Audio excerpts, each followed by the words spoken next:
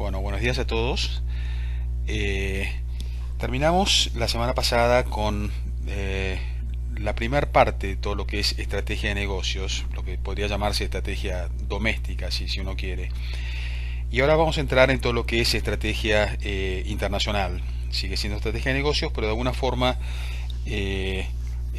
sea que uno va a operar en el exterior o sea que uno opera en su propio mercado compitiendo con empresas internacionales. Vamos a ver tres temas. El primer tema es lo que se llama gestión cross-cultural, que es lo que vamos a ver hoy, que es un poco la columna vertebral de todo lo que es estrategia internacional. Toda estrategia internacional se basa en el tema de gestión cross-cultural. Vale decir cómo las diferentes culturas toman decisiones diferentes, los mercados son diferentes, las necesidades son diferentes, los gustos son diferentes. Entonces, y eso de alguna forma pasa a ser lo que impregna de alguna forma la estrategia de marketing, de finanzas, de operaciones, etcétera.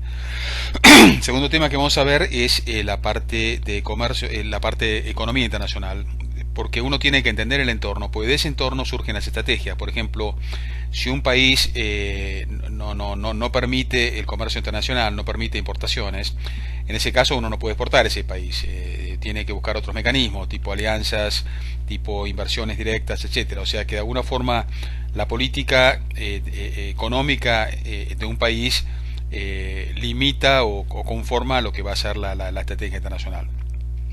La razón además por la cual vamos a estudiar la parte de estrategia internacional es porque además es muy importante para nuestro seminario de discernimiento, porque buena parte de las crisis que nos han afectado surgen de problemas que vienen de fuera del país. El tercer tema que vamos a ver es el tema de, dentro de la parte internacional, la parte de estrategia internacional, específicamente la parte de estrategia internacional de países emergentes como los nuestros. Así que bueno, entremos en la parte de diferencias culturales, porque lo importante es entender que los distintos países toman decisiones diferentes en base a su cultura. Hay países que son más individualistas, países que son más colectivistas, países donde la ética pesa más o pesa menos. De alguna forma, en base a eso, uno puede entrar a ver qué es lo que uno como empresario, que quiere tomar decisiones de alguna forma responsables frente a la comunidad. Hay cosas que las puede hacer el empresario, pero hay cosas que las tiene que hacer la comunidad. Entonces, de alguna forma es importante entender cómo funciona la interacción entre la empresa y la comunidad. De alguna forma la cultura es lo que permite predecir cómo va a ser el comportamiento de la gente.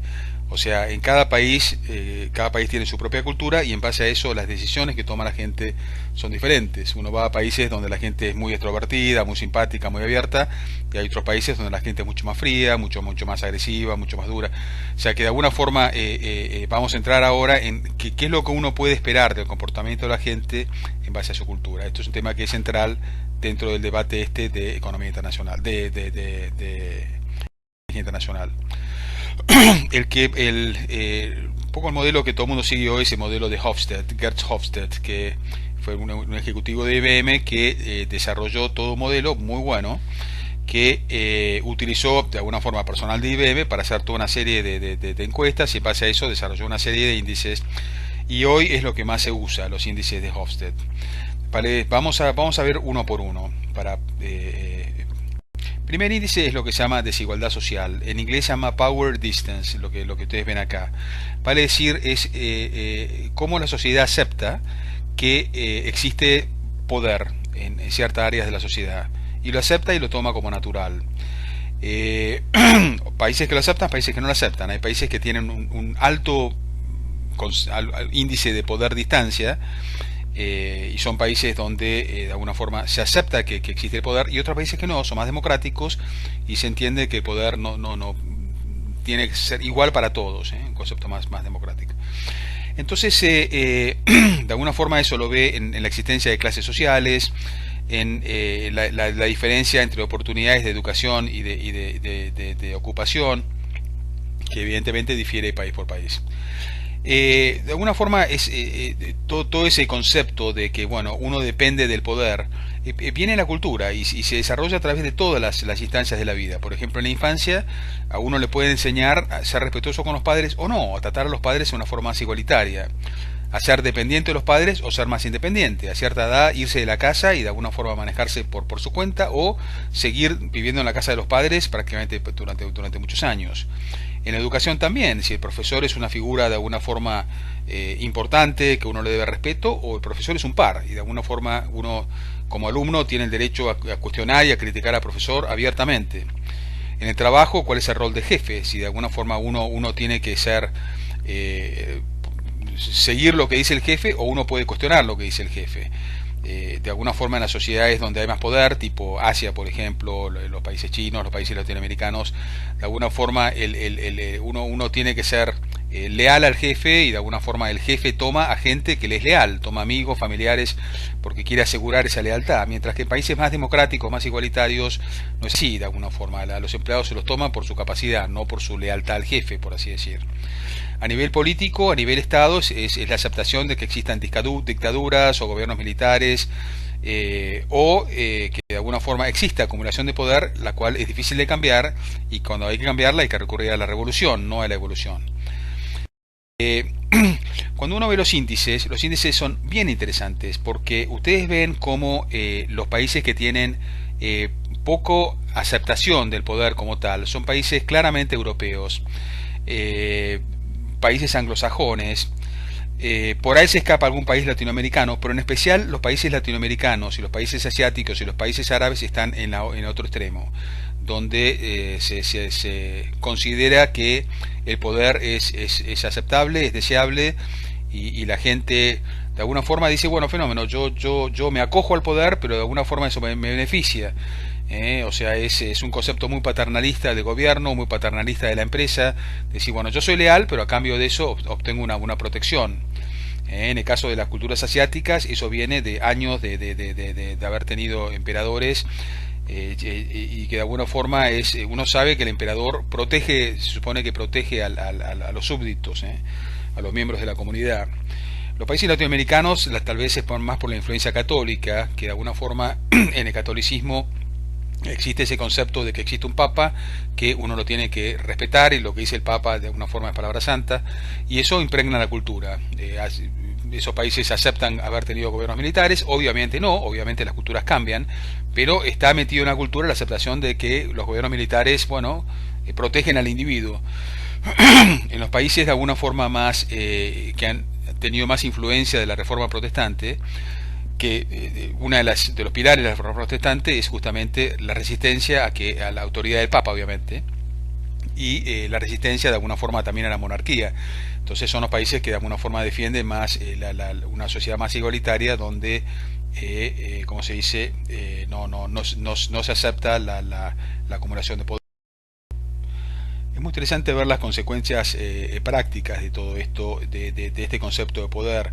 Ustedes ven que los países que tienen más poder son los países que tienen más corrupción también, o sea, menos transparencia, ¿no? Este es el índice de transparencia de Transparency International, o sea que ustedes ven que evidentemente el poder no permite el desarrollo de las instituciones democráticas, y eso de alguna forma lleva a la corrupción.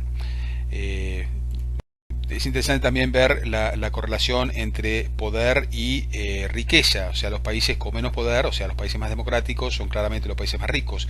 De vuelta a lo mismo, ¿no? La existencia de instituciones democráticas permite la existencia de justicia, la existencia de alguna forma de leyes que protegen al capital, a la inversión, a la economía. Entonces eso evidentemente fomenta el desarrollo económico.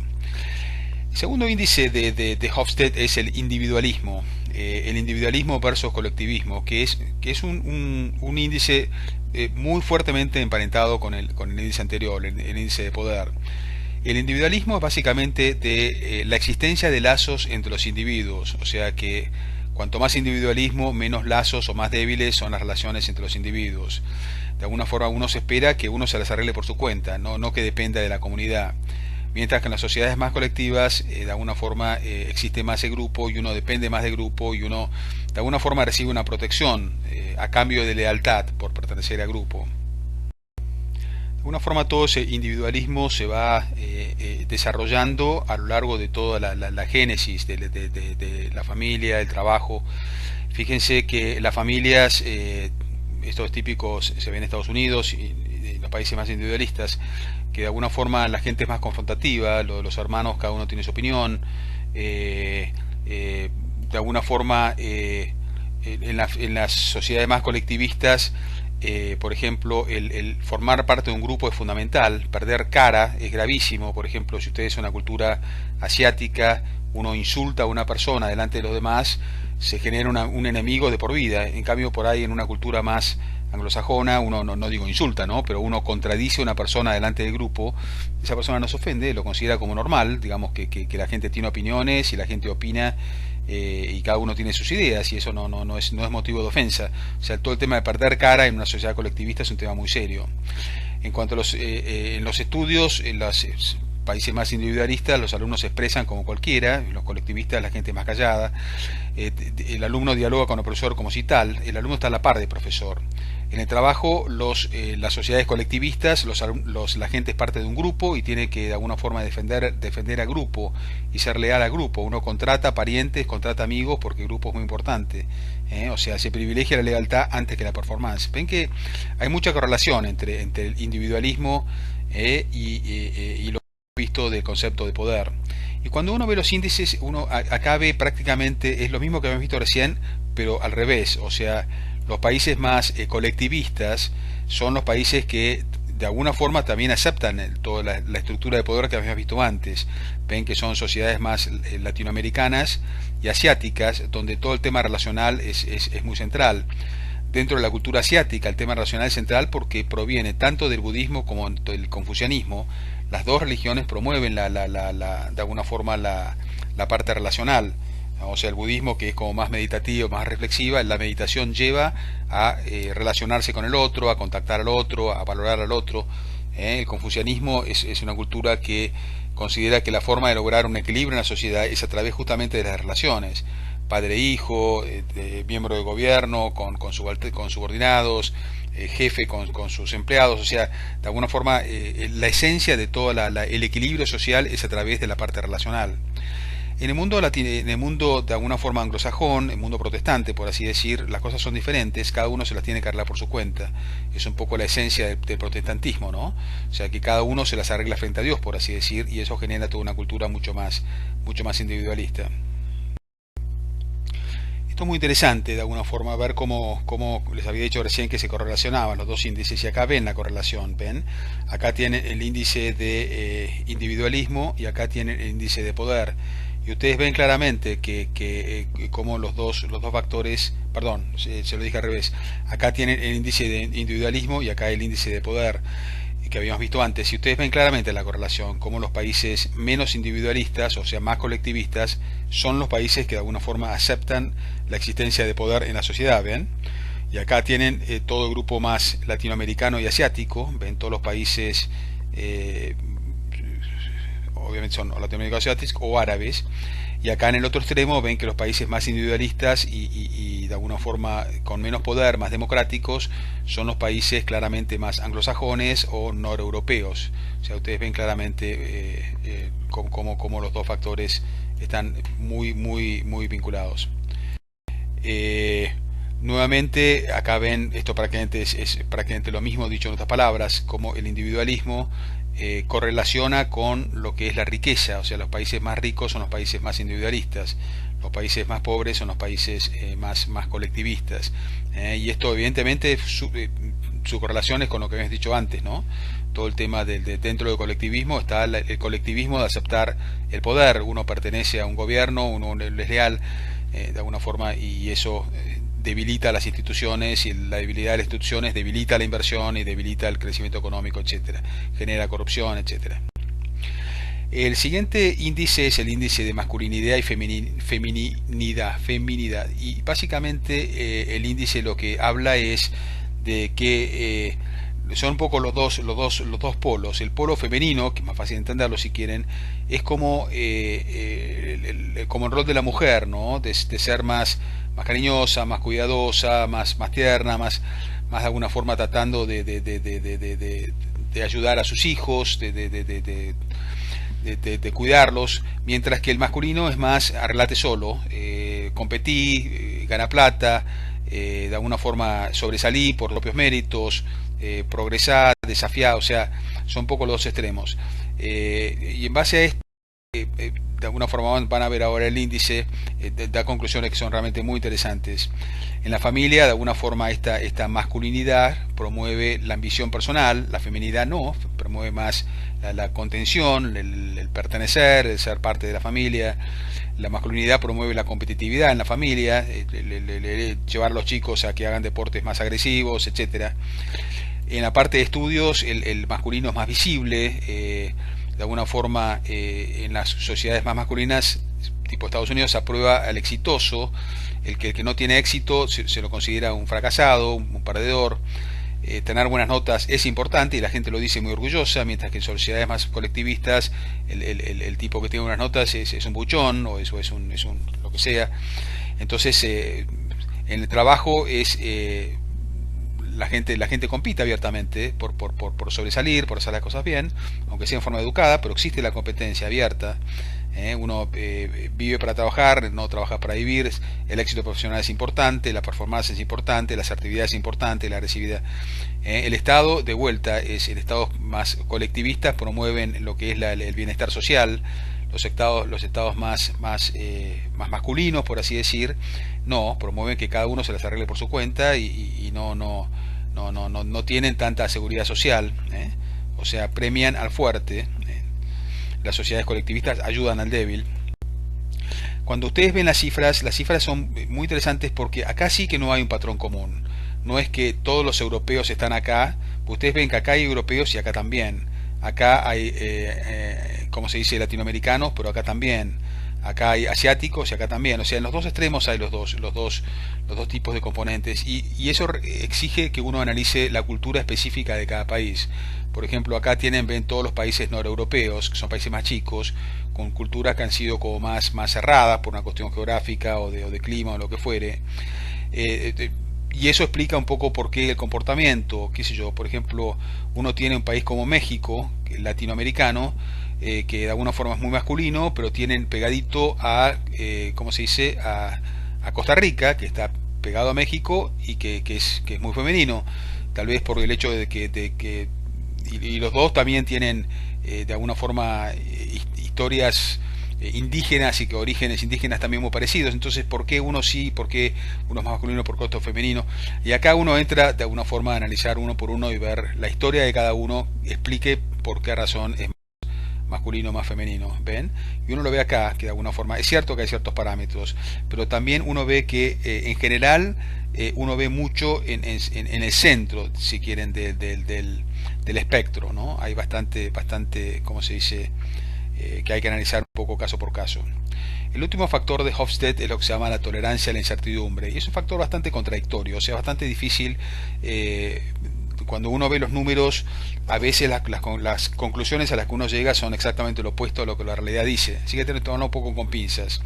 De alguna forma, la tolerancia a la incertidumbre es cuál es la reacción que tiene la sociedad frente a lo impredecible o a lo que no sabe o a lo que no conoce, y en base a eso, si se sienten amenazados y si generan situaciones de más ansiedad. Esa ansiedad de alguna forma genera ciertos comportamientos, por ejemplo, que la gente sea como más extrovertida. Cuando esa gente que habla con las manos, en el fondo cuando manipula con las manos, lo que está tratando en el fondo es tratar de a la otra persona transmitirle una energía y tratar de controlarla. En sociedades con menos ansiedad, si quieren, con menos miedo a la incertidumbre, donde la gente acepta la diversidad, la gente por ahí habla sin mover las manos, en forma más estable, sin levantar la voz, una forma más tranquila, más serena, con una sonrisa. Entonces eso de alguna forma va definiendo diferentes tipos de comportamientos. Hasta qué punto, un poco la conclusión es, sociedades que tienen alta ansiedad frente a la incertidumbre, terminan siendo sociedades que generan mecanismos para controlar de alguna forma el entorno externo. Por ejemplo, Alemania es un país que tiene un índice bastante alto, o Francia, bueno, lo controlan a través de muchas normas, mucho planeamiento. Los alemanes y los franceses son campeones en lo que es planeamiento, los alemanes en lo que es puntualidad, en lo que es leyes muy duras, muy rígidas, con un castigo muy grande a quien no sigue, ¿cómo se dice?, lo que es predecible. La educación en Alemania es muy rígida, la gente entra dentro de un esquema educativo y tiene que seguir dentro de ese esquema educativo, no existe la flexibilidad que existe en otras sociedades, que uno cambia de un sistema al otro con toda facilidad, o sea que de alguna forma van generando un sistema que es predecible, que es como mucho más rígido, que es mucho más para controlar de alguna forma esa ¿cómo se dice?, esa incertidumbre. Eh, y uno lo ve a lo largo de toda la cultura. En las sociedades como más ansiosas, por ejemplo, son como más xenofóbicas, a los chicos les enseñan cuidado con quién estás, o sea, no te acerques a gente diferente, todo el tema de la pulcritud, de la limpieza, el riesgo, el racismo obviamente, el que es diferente a vos puede ser peligroso, o sea que evidentemente generan desde la infancia toda una actitud donde al final la gente termina tomando más distancia. Típico en Alemania, los escritorios son como más grandes, de alguna forma hay como más distancia física entre la gente.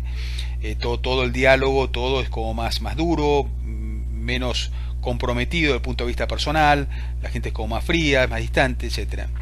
En la parte de estudios los mismos, es más estructurado, les había puesto el ejemplo de Alemania, con objetivos más claros, más precisos, un sílabus, esto es lo que uno va a aprender, esto es lo que uno se espera, es una especie de contrato, ¿no? En la educación americana, toda la educación básicamente es en base a sílabus, es prácticamente un contrato que uno debe cumplir a la perfección. En el trabajo, leyes, normas, derechos, obligaciones, de alguna forma para hacer predecible cualquier elemento dentro del trabajo. En cuanto a los índices en sí, nuevamente ya no existe una regla universal, no es que los anglosajones se encuentran en cierta zona, los latinoamericanos, existe cierto, por ejemplo, hay bastante anglosajón en esta zona, pero fíjense que está dentro de una zona más bien intermedia, o sea que no es que uno diga, bueno, están con alta ansiedad o baja ansiedad, con alto nivel de control o bajo nivel de control, con alta predictabilidad, baja predictabilidad, están un poco en una zona más bien neutra. Hay sociedades, sí es cierto, uno ve mucho dentro del mundo latinoamericano índices bastante altos. Sin embargo, acá es donde se ve la contradicción del índice, ¿no? Porque supuestamente si estas sociedades, de acuerdo a lo que dicen, tiene alta ansiedad frente a lo que es diferente, estas sociedades deberían ser poco racistas y no son ejemplos realmente de sociedades racistas, o deberían ser sociedades con alto planeamiento y no se caracteriza por ser sociedades de alto planeamiento. Entonces es bastante contradictorio el índice de esto. En algunos casos son muy claros, por ejemplo Alemania sí, por ejemplo tiene un claro índice, alto índice, como se dice, de ansiedad, por así decir, y eso lleva a los controles, racismo, etcétera. Pero otras sociedades que tienen más índice, sin embargo, no son así. Por eso este índice es un poquito contradictorio y complejo para entender. Bueno, ¿cuál es la tarea de ustedes? La tarea de ustedes es hacer un trabajo de un poco de introspección, si quiere, de comparar la cultura nuestra con otras culturas.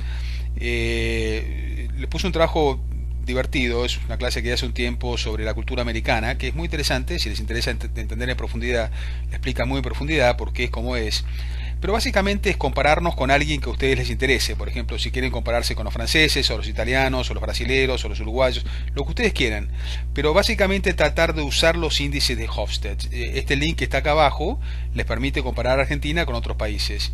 No están los índices de todos los países del mundo, están la mayoría, pero una vez que tengan el índice y vean las diferencias, índice por índice, que intenten hacer una explicación de por qué razón es lo que es. Yo algunas razones les he dado, otras seguramente las pueden conocer ustedes por propia experiencia, pero es interesante y divertido hacer este ejercicio. Cuando lo terminen, vayan al link que es Gestión Cross-Cultural, abran un nuevo hilo, cuelguen ahí su trabajo y de alguna forma respondan al trabajo de dos de sus compañeros. Nada más, esperemos que les divierta este ejercicio. Esto va a ser muy valioso para cuando hablemos después de la parte de discernimiento, para que se entienda qué cosas puede hacer una empresa, qué cosas puede hacer el país, la cultura, en base a estos temas que hemos discutido.